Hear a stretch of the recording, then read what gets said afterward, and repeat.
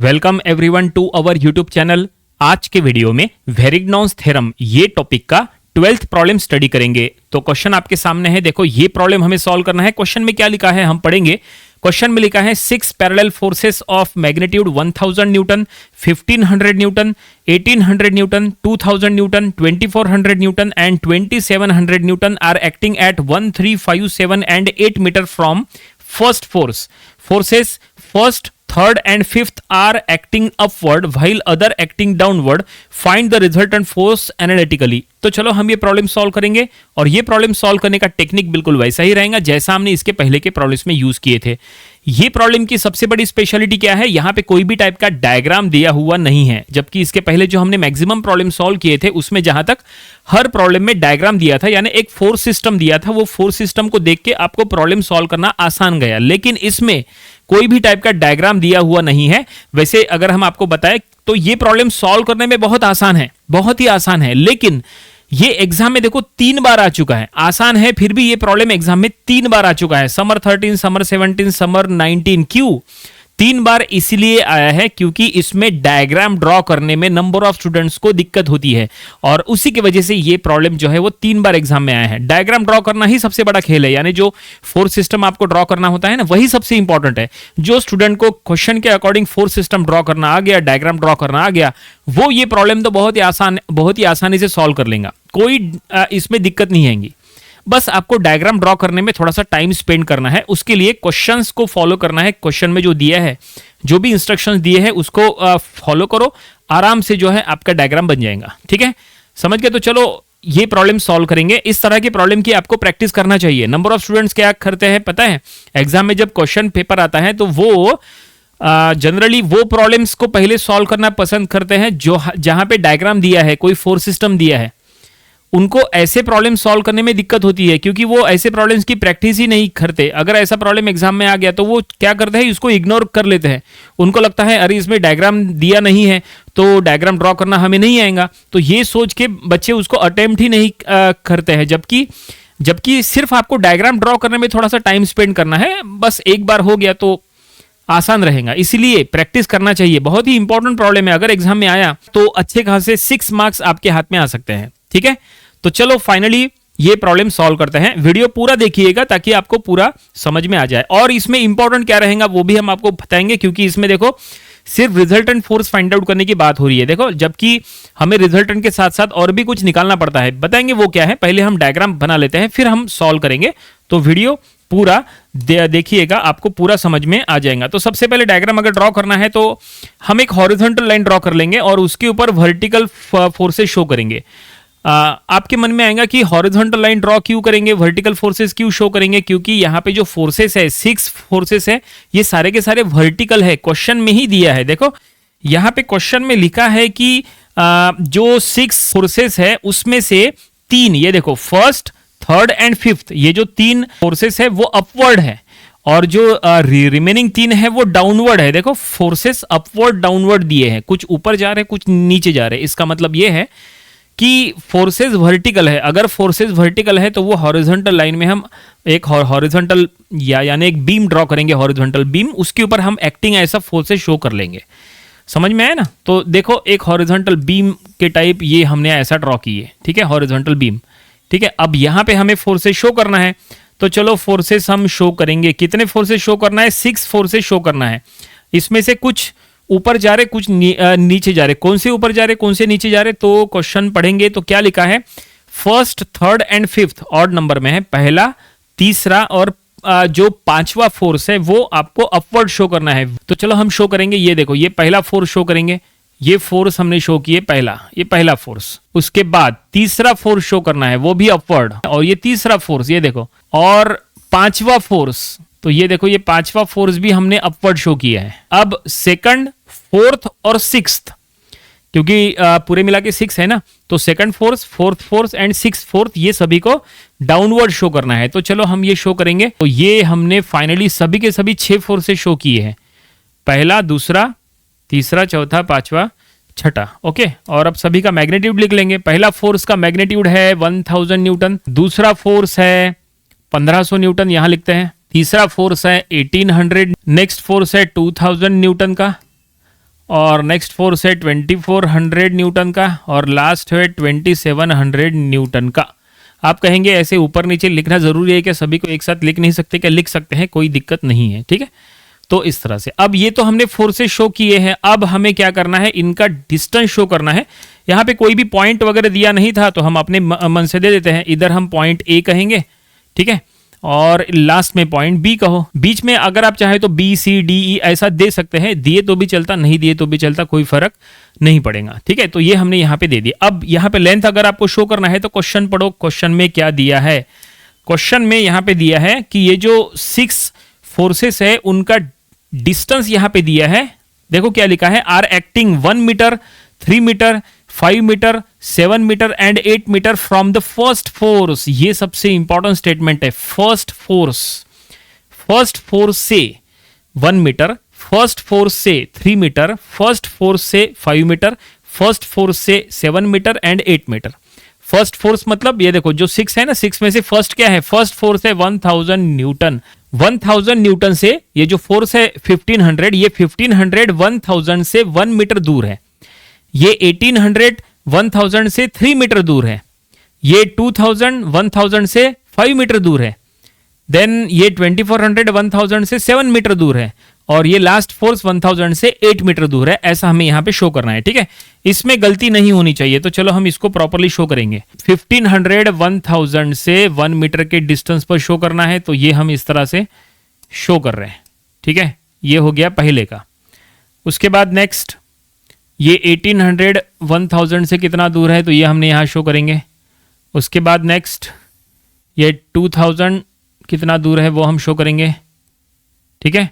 उसके बाद नेक्स्ट ये 2400 शो करेंगे और लास्ट में हम शो करेंगे 2700 इस तरह से। तो ये हमें यहाँ पे लिख लेना है कि ये 1 मीटर दूर है। ये 1800 लेफ्ट साइड से 3 मीटर दूर है। ये 2000 लेफ्ट साइड से 5 मीटर दूर है। ये 2400 लेफ्ट साइड से यानी फर्स्ट फोर्स से 7 मीटर दूर है। और वो लास्ट फोर्स 1000 से 8 मीटर दूर है। देखो जो क्वेश्चन में दिया था उसी के अकॉर्डिंग, उसी इंस्ट्रक्शंस को हम फॉलो कर रहे हैं। 1500 फर्स्ट फोर्स से 1 मीटर, 1800 फर्स्ट फोर्स से 3 मीटर, 2000 फर्स्ट फोर्स से 5 मीटर, 2400 फर्स्ट फोर्स से 7 मीटर एंड 2700 फर्स्ट फोर्स से 8 मीटर। जो क्वेश्चन में इंस्ट्रक्शन दिए थे उसी के अकॉर्डिंग ये हमने पूरा यहाँ पे पूरा डायग्राम बना लिया। डायग्राम पूरा हो चुका है। अब आपको डायग्राम में कुछ भी चेंजेस नहीं करना है। अब बस हमें क्वेश्चंस के अकॉर्डिंग आगे सॉल्व करना है। आगे देखो क्या लिखा है, फाइंड द रिजल्टेंट फोर्स। इतना होने के बाद क्वेश्चन में लिखा है find the resultant force analytically. आपको रिजल्टेंट फोर्स फाइंड आउट करना है।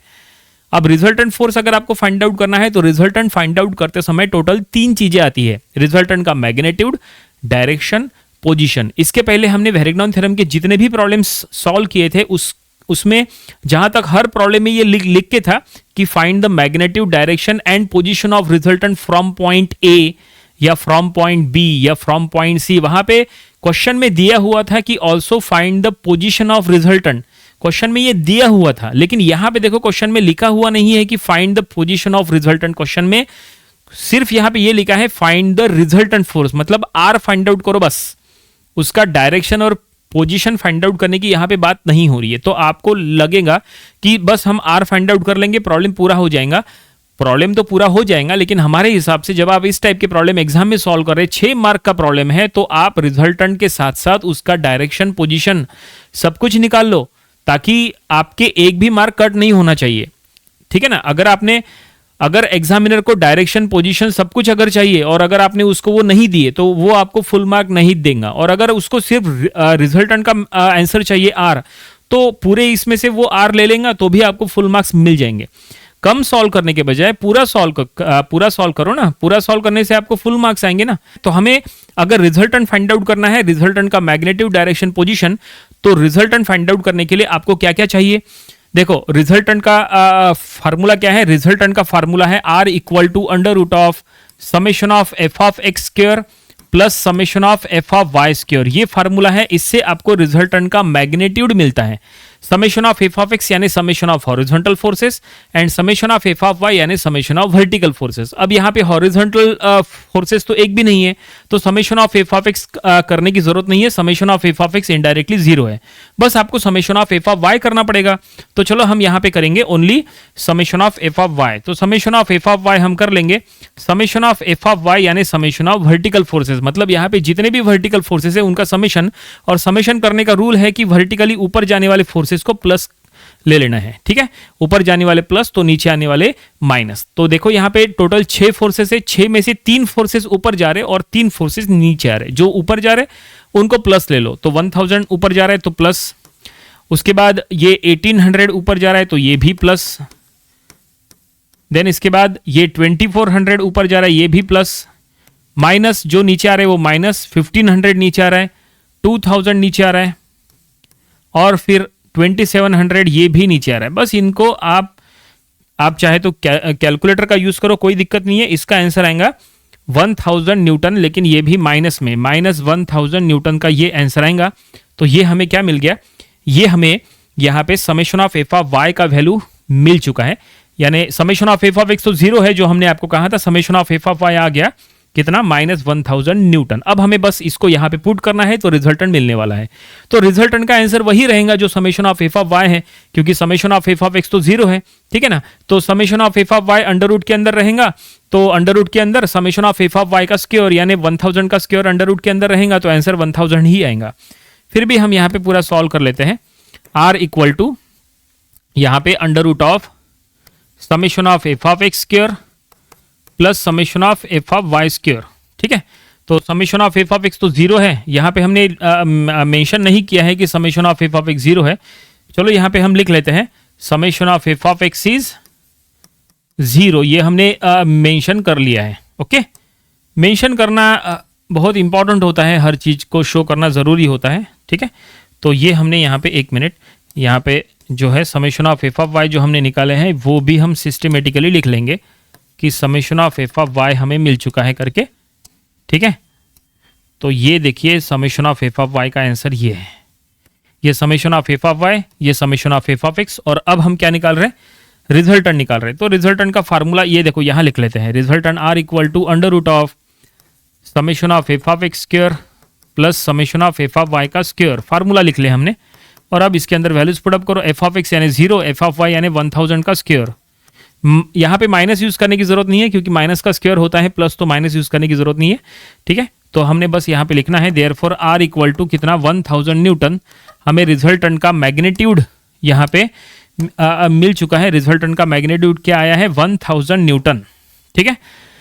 लेकिन सिर्फ मैग्नीट्यूड से काम नहीं चलेगा, हमने आपको कहा था रिजल्टेंट का मैग्नीट्यूड, डायरेक्शन, पोजीशन तीनों चीजें निकालनी है। तो रिजल्टेंट का मैग्नीट्यूड हो गया, अब चलो रिजल्टेंट का डायरेक्शन और पोजीशन निकालते हैं, मतलब रिजल्टेंट का वे ऑफ एक्शन क्या रहेगा, रिजल्टेंट ए पॉइंट से कितना दूर है, अब हम वो भी निकाल लेते हैं, ठीक है। उम्मीद करते हैं कि यहां तक आपको समझ में आया होगा।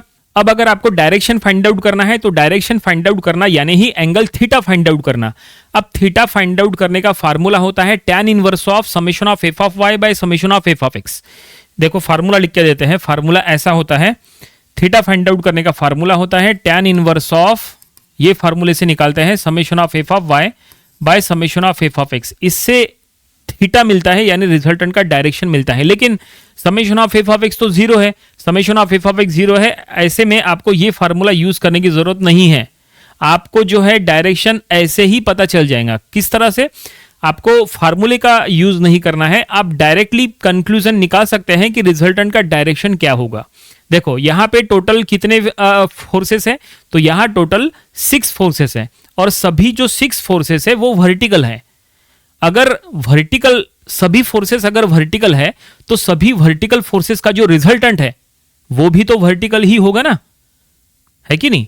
वर्टिकल फोर्सेस का रिजल्टेंट वो भी वर्टिकल होगा, इसका मतलब ये रिजल्टेंट एक वर्टिकल फोर्स है। और अब बस आपको ये कंफर्म करना है कि अगर रिजल्टेंट वर्टिकल फोर्स है तो वो वर्टिकली ऊपर जा रहा है कि नीचे आ रहा है, बस आपको वो तय करना है। वो कैसे समझ में आएगा, तो उसके लिए रिजल्टेंट, देखो रिजल्टेंट जो है वो आपने summation of F of y को देख के निकाले हैं। Summation of F of x तो यहाँ पे जीरो है, मतलब summation of F of x जहां तक ये है ही नहीं, summation of F of x जहां तक नहीं है, summation of F of y को देख के आपने रिजल्टेंट निकाले। अगर आप प्रॉपर्ली चेक करेंगे तो जो summation of F of Y का आंसर है वही रिजल्टेंट का आंसर है। देखो रिजल्टेंट का आंसर भी वही है, एफ ऑफ वाई भी वही है, रिजल्टेंट का आंसर भी वही है, दोनों 1000, ये भी 1000, ये भी 1000, ठीक है ना। इसका मतलब यह है कि रिजल्टेंट ही summation of F of y है। देखो जो हम बोल रहे हैं बहुत इंपॉर्टेंट है। अब क्या कह रहे हैं, summation of F of y and resultant दोनों सेम है, इसका मतलब रिजल्टेंट ही summation of F of y है, या उल्टा बोलो summation of F of y ही रिजल्टेंट है, ठीक है ना। आपने इसको रिजल्टेंट बोला तो भी चल जाएगा, आपने इसको summation of F of y बोला तो भी चल जाएगा, दोनों इनडायरेक्टली एक ही है। इसका मतलब यह है कि रिजल्टेंट का डायरेक्शन पता करने के लिए summation of F of y को बस चेक करो। देखो summation of F of Y का स्टेटस क्या है, मतलब वो summation of F of y कहां जा रहा है, ऊपर के नीचे, तो रिजल्टेंट भी उसी के अलोंग जाएगा। तो summation of F of Y का आंसर माइनस में है, इसका मतलब यह है कि summation of F of Y downward act हो रहा है। कैसे समझ में आ रहा है, क्योंकि summation of F of Y करते समय रूल क्या था, रूल था कि ऊपर जाने वाले फोर्सेस प्लस, यानी positive sign stands for upward, तो negative sign stands for downward. यानी देखो एफ ऑफ वाई का आंसर माइनस में आया, इसका मतलब एफ ऑफ वाई डाउनवर्ड नीचे आ रहा है, तो एफ ऑफ वाई अगर नीचे आ रहा है तो रिजल्टेंट भी नीचे आएगा। समझ में आ रहा है, ये बस इंपॉर्टेंट है। तो हम यहां पे स्टेटमेंट में देखो यहां पे लिख लेंगे, रिजल्टेंट हमने लिख लिया 1000, हम यहां पे लिख लेंगे। तो ये देखिए हमने यहां लिख लिया है रिजल्टेंट 1000 है एंड एक्टिंग वर्टिकली डाउनवर्ड, ये हमने स्टेटमेंट में लिख लिया। ये काफी इंपॉर्टेंट स्टेटमेंट रहेगा, ठीक है। तो इससे हमें रिजल्टेंट का मैग्नीट्यूड और डायरेक्शन मिल गया। अब क्या रह गया, अब रह गया बस पोजीशन, यानी रिजल्टेंट ए पॉइंट से कितना दूर है, अब हमें वो यहां पे तय करना है। रिजल्टेंट का पोजीशन फाइंड आउट करने के लिए कहा नहीं है, लेकिन हमने आपको कहा था कि पूरा प्रॉब्लम सॉल्व करो तो वेरिग्नॉन थ्योरम का यूज करो और रिजल्टेंट का पोजीशन फाइंड आउट करो। अभी तक हमने कहीं पे भी वेरिग्नॉन थ्योरम का यूज नहीं किया है, ये तो सिंपल रिजल्टेंट फाइंड आउट करने का वे होता है। रिजल्टेंट जो है वो आपने यहां पे निकाले हैं, वेरिग्नॉन थ्योरम का यहां पे यूज नहीं था। वेरिग्नॉन थ्योरम का यूज कहां होता है, Varignon theorem is used to find the exact position of resultant from point A और फ्रॉम पॉइंट बी और सी, इस तरह से। वेरिग्नॉन थ्योरम सिर्फ रिजल्टेंट का पोजीशन निकालने के लिए यूज करना होता है, बाकी कोई भी काम में वो नहीं आता, सिर्फ पोजीशन निकालने के लिए उसका यूज होता है। तो चलो अब फाइनली रिजल्टेंट का पोजीशन हम निकालते हैं। उम्मीद करते हैं कि ये इतना समझ में आया होगा। क्वेश्चन का काम हो गया है, हम यहां पे इसको इरेज करते हैं और यहां पे हम जो है पोजीशन निकालते हैं। तो वेरिग्नॉन थ्योरम यूज करने के लिए आपको सबसे पहले मोमेंट फाइंड आउट करना पड़ेगा। Summation of moment at point ए हम लेंगे, मोमेंट जो है वो हम ए पॉइंट पे ले रहे हैं और समेशन करने का रूल है क्लॉकवाइज जाने वाले फोर्सेस प्लस, ठीक है।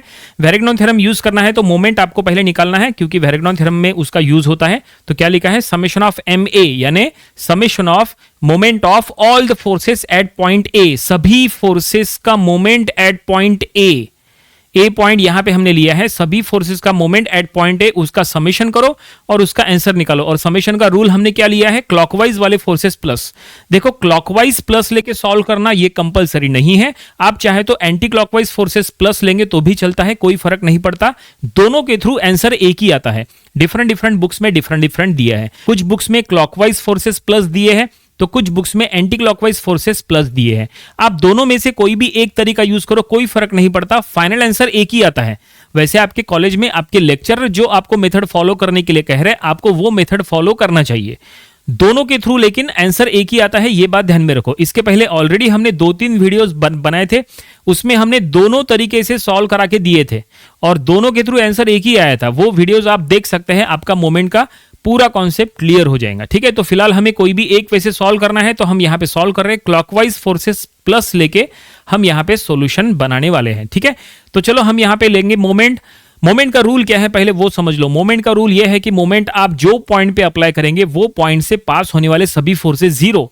मोमेंट आपने जहां अप्लाई किए हैं वहां से आने जाने वाले सभी फोर्सेस जीरो। आपने मोमेंट ए पॉइंट पे अप्लाई किया है तो ए पॉइंट से जो भी फोर्स पास होगा वो जीरो। तो ए पॉइंट से पास हो रहा है 1000 न्यूटन, ये ए पॉइंट से हो रहा है पास, ठीक है। तो ये 1000 जो फोर्स है वो जीरो हो जाएगा, यानी ये 1000 मोमेंट की इक्वेशन में नहीं आएगा। बाकी रिमेनिंग जितने भी फोर्सेस हैं जो ए से पास नहीं हो रहे, सारे के सारे मोमेंट के इक्वेशन में आएंगे। बस 1000 मोमेंट के इक्वेशन में नहीं आएगा, क्योंकि ये इसका मोमेंट जीरो हो गया। क्यों जीरो हो गया, क्योंकि इसका distance with respect two point A zero है, इसलिए उसका मोमेंट भी जीरो हो गया। क्योंकि मोमेंट का फार्मूला होता है फोर्स इंटू परपेंडिकुलर डिस्टेंस, तो डिस्टेंस जीरो हो गया तो उसका मोमेंट भी जीरो हो जाएगा ना, इसलिए। अब रिमेनिंग फोर्सेज जो सेफ है सभी को इक्वेशन में लो, बस सभी को चेक करो कि वो ए के रिस्पेक्ट में क्लॉकवाइज है या एंटी क्लॉकवाइज है। जो भी क्लॉकवाइज होगा ना उसको प्लस ले लो और जो एंटी क्लॉकवाइज होगा ना उसको माइनस ले लो। तो चलो हम चेक करेंगे। तो 1500, 2000 और 2700 तीनों नीचे जा रहे हैं। तो अगर आप ए के रिस्पेक्ट में चेक करेंगे तो ए के रिस्पेक्ट में तीनों के तीनों क्लॉकवाइज है। देखो ये 1500 ये भी ए के रिस्पेक्ट में क्लॉकवाइज, 2000, 2700 ये दोनों ए के रिस्पेक्ट में ऐसा नीचे जा रहे हैं, तो ये दोनों क्लॉकवाइज। ठीक है, मतलब ये जो तीनों फोर्सेस से प्लस में आएंगे तो हम यहां लिख लेंगे 1500 प्लस में इनटू ए से लेके 1500 तक का लेंथ 1 मीटर। उसके बाद 2000 प्लस में इनटू 2000, उसके बाद 2000 प्लस में इनटू ए से लेके 2000 तक का लेंथ, तो ये क्या है, ये है 5 मीटर। ठीक है, उसके बाद 2700 प्लस में, क्योंकि ये भी क्लॉकवाइज है, इनटू 8 मीटर। ठीक है, ए से लेके 2700 तक का लेंथ हो गया, 3 हो गया। और अब बचे 2, 1800 एंड 2400, ये दोनों ऊपर जा रहे। तो ये दोनों जो है वो ए के रिस्पेक्ट में ऐसा ऊपर जा रहे, तो ये एंटी क्लॉकवाइज है। ये देखो ऐसा ऊपर जा रहे ना, तो ये दोनों जो फोर्सेस है वो ए के रिस्पेक्ट में ऐसा एंटी क्लॉकवाइज है, मतलब ये दोनों माइनस में आएंगे। तो हम यहां लिख लेंगे माइनस 1800 इंटू 3, ए से लेके 1800 तक का लेंथ। उसके बाद माइनस 2400 इंटू ए से लेके 2400 तक का लेंथ 7। तो ये देखिए हमने मोमेंट का इक्वेशन तैयार कर लिए। बस इसको अब हम कैलकुलेटर में सॉल्व कर लेते हैं। 1500 और ये plus 2000 into 5 plus 2700 into 8 minus 1800 into 3 minus 2400 into 7। तो ये आंसर आ चुका है 10900 न्यूटन मीटर। ठीक है, और ये आंसर प्लस में है, इसका मतलब ये है कि मोमेंट जो है वो क्लॉकवाइज है। ठीक है, तो ये हम यहां लिख लेंगे, मोमेंट का आंसर क्लॉकवाइज है क्योंकि आंसर प्लस में है, क्योंकि आपने क्लॉकवाइज के लिए प्लस लिया था ना। क्लॉकवाइज के लिए प्लस, यानी positive sign stand for clockwise and negative sign stands for anti clockwise. तो आंसर प्लस में आया है, इसका मतलब जो मोमेंट है वो ए के रिस्पेक्ट में क्या है, क्लॉकवाइज है। तो चलो अब मोमेंट तो हमने निकाल लिए, वेरिग्नॉन थ्योरम का यूज करो। So therefore by Varignon theorem, अब देखो यहां पे वेरिग्नॉन थ्योरम का यूज आ रहा है। बाय वेरिग्नॉन थ्योरम यहां पे होता है उसका use. By Varignon theorem moment का इक्वेशन, वेरिग्नॉन थ्योरम का इक्वेशन लिखो। वेरिग्नॉन थ्योरम का स्टेटमेंट ऐसा है, summation of moment at point A equal to R into X. ये वेरिग्नॉन थ्योरम का स्टैंडर्ड फार्मूला है, स्टैंडर्ड इक्वेशन है। इसमें सभी का वैल्यू यूज करो और एक्स फाइंड आउट करो। मोमेंट का वैल्यू है 10900, आर का वैल्यू है 1000 एंड एक्स है जो फाइंड आउट करना है। तो बस x इज इक्वल टू ये 10900 को 1000 से डिवाइड करो। तो अब क्या करो, यहाँ पे 1 2 3 पॉइंट, तो ये हो जाएगा 10.9 मीटर। तो फाइनली हमें क्या मिल गया, फाइनली हमें x मिल गया, यानी रिजल्टेंट का डिस्टेंस पता चल गया। रिजल्टेंट a पॉइंट से कितना दूर है, रिजल्टेंट a पॉइंट से 10.9 मीटर दूर है। तो इस तरह से हमने वेरिग्नॉन थ्योरम का यूज करके रिजल्टेंट का डिस्टेंस पता कर लिए। रिजल्टेंट ए पॉइंट से 10.9 मीटर दूर से पास हो रहा है, लेकिन प्रॉब्लम कंप्लीट नहीं हुआ है। अब हमें पोजीशन शो करना है। हमने आपको स्टार्टिंग में कहा था रिजल्टेंट का मैग्नीट्यूड, डायरेक्शन, पोजीशन। तो ये मैग्नीट्यूड है, ये डायरेक्शन है, और अब हमें रिजल्टेंट का पोजीशन डायग्रामेटिकली शो करना है। तो अगर आपको डायग्रामेटिकली शो करना है तो आपको क्या करना पड़ेगा, आपको फिर से वो जो बीम है वो यहाँ पे आपको ड्रॉ करना पड़ेगा। ठीक है, तो ये बीम को हम यहाँ पे शो कर रहे हैं, थोड़ा सा छोटा कर लेते हैं बीम, कोई दिक्कत नहीं है। ये देखो ये है वो बीम। ठीक है, जो बीम की वहां पे हमने बात किए थे, इधर है उसका एंड ए और इधर है उसका एंड बी। ठीक है, और यहाँ पे एंड ए बस शो करो, एंड बी शो करने की जरूरत नहीं है। ठीक है, चलो एक काम करते हैं, शो कर ही लेते हैं, कोई फर्क नहीं पड़ता। तो हमने शो किए, अब हमें यहां पे रिजल्टेंट शो करना है। और रिजल्टेंट अगर आप प्रॉपर्ली चेक करेंगे 10.9 मीटर दूर से पास हो रहा है, जबकि बीम का लेंथ क्या है, बीम का लेंथ है 8 मीटर। इसका मतलब यह है कि जो रिजल्टेंट है वो बीम के बाहर से जा रहा है और वो वर्टिकली डाउनवर्ड एक्ट हो रहा है। ठीक है, तो हम वो शो कर लेंगे, और ये रिजल्टेंट का लेंथ वगैरह यहां पे हम शो करेंगे। ये रिजल्टेंट आर है, इसका वैल्यू है 1000 न्यूटन। तो यहां से रिजल्टेंट इधर तक जो है, ये देखो ये हमने पूरा इधर तक शो किया है, और ये कितना मीटर दूर है, तो ये रिजल्टेंट ये देखो हमने शो किया है, ये 10.9 मीटर दूर है। ठीक है, तो हम यहाँ पे लिख लेंगे 10.9 मीटर दूर है, ये ऐसा हमने पूरा शो किया है। ठीक है ना, यहाँ से ए से लेके बी तक है बीम, और उसके बी के बाद में हमने शो किया है 1000, वैसे और थोड़ा सा दूर करना था, लेकिन वहां तक बोर्ड के बाहर चले जाएंगे ना, इतना ठीक है। तो ये हमने यहाँ पे रिजल्टेंट का मैग्नीट्यूड, डायरेक्शन, पोजीशन शो किया है। एग्जाम में अगर ये एग्जामिनर चेक करेगा तो किस तरह से चेक करेगा वो समझ लो। तो ये जो सिस्टम दिया था उसके अकॉर्डिंग ये रिजल्टेंट का मैग्नीट्यूड है, ये रिजल्टेंट का डायरेक्शन और ये रिजल्टेंट का पोजीशन, और ये हमने सब कुछ यहाँ पे भी शो किया है। ये देखो, ये मैग्नीट्यूड, ये डायरेक्शन और ये पोजीशन ए से कितना दूर है वो सब कुछ एक ही डायग्राम में हमने शो किए। उम्मीद करते हैं कि ये पूरा प्रॉब्लम यहाँ पे आपको समझ में आया होगा। प्रॉब्लम तो कंप्लीट हो चुका है। ये प्रॉब्लम की आपको बहुत अच्छे से प्रैक्टिस करना चाहिए, क्योंकि हमने आपको बताया थे ये प्रॉब्लम एग्जाम में 3 बार एग्जाम में आ चुका है। अगर आया तो आपको 6 मार्क्स पूरे मिलने वाले हैं। तो अगर आप पूरा सॉल्व करोगे तो बहुत अच्छा रहेगा। तो पूरा सॉल्व करने की भी आप प्रैक्टिस करो। तो ये था वेरिग्नॉन थ्योरम का प्रॉब्लम नंबर 12। इसके पहले के 11 प्रॉब्लम्स वो भी आपको स्टडी कर लेना चाहिए, और इसके आने वाले दिनों में हम इसके और भी नंबर ऑफ प्रॉब्लम्स कवर करेंगे ताकि इसकी और अच्छे से प्रैक्टिस हो जाए। तो मिलते हैं नेक्स्ट वीडियो में। Thank you very much.